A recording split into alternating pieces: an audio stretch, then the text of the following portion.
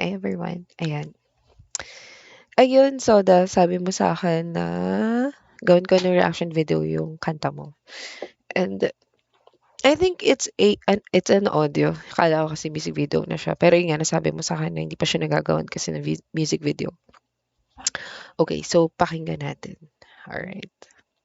Actually, this is my first time na mag-reaction video ako sa kanta ni Soda.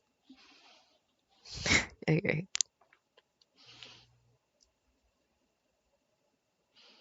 Mhm. Yan. Acoustic.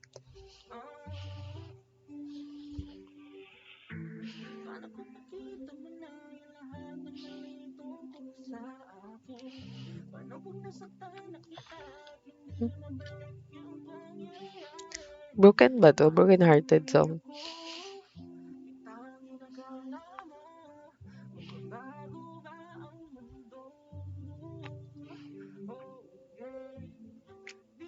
Mm.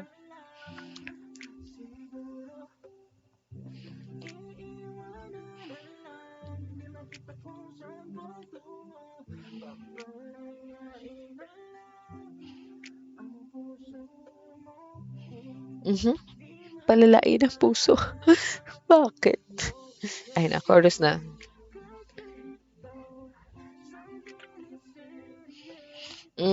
Yes, because the teleserye is good to be true mostly.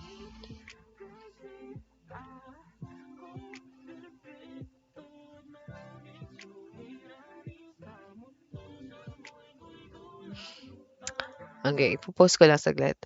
This is what I actually wanted na marinig.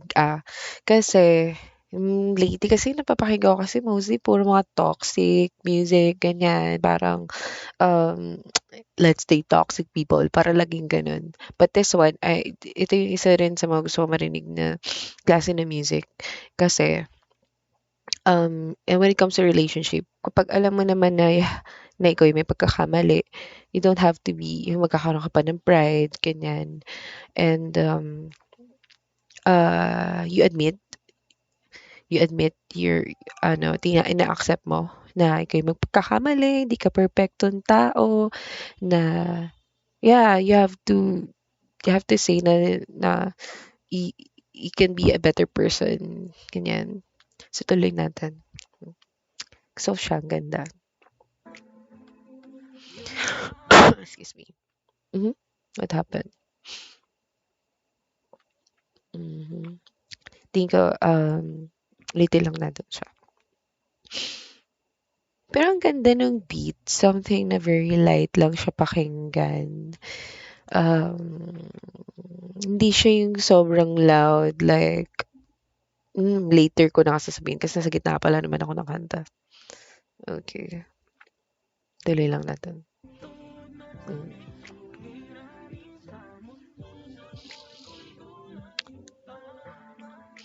Sana all, ikaw lang yung tama sa mundo, di ba?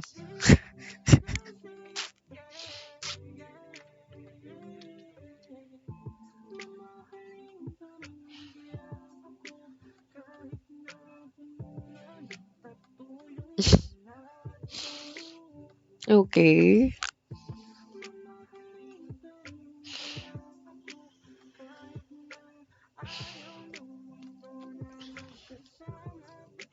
Post ko, wait lang. Okay, eh naman, sabi kasi dun sa song na mamahalin mo pa rin ba ako kapag marami akong tattoo? Anyway, meron pa rin ba talaga discrimination when it comes to tattoos? Pero I can say that there are some people that they na turn on sa kanila yung mga may tattoo sa katawan, like full sleeves. Actually, there are some like people na I really admire their art dun sa mga skin nila. And one thing that I can say is that ang pagmamahal naman kasi you don't need to like look through their like physical body, and ang pagmamahal naman in the inside, 'di ba?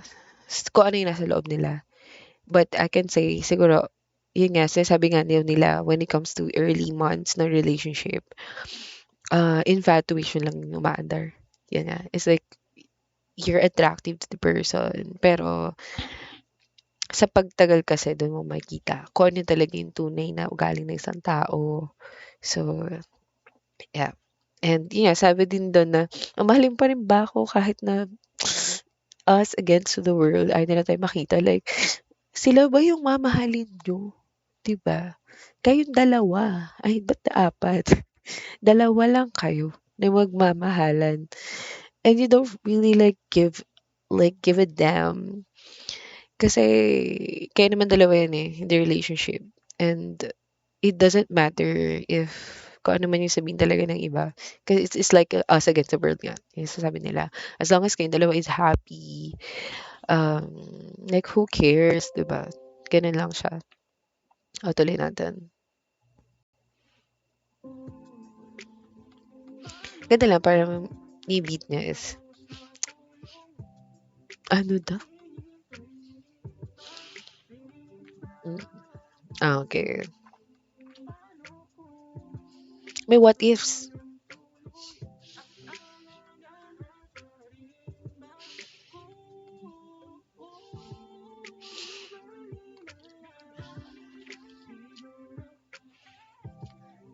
Wow, may mga, hey! May ganun pa siya.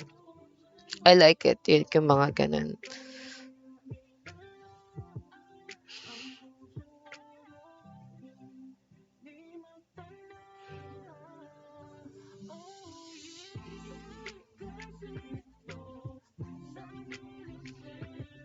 Oh no, that's so sad.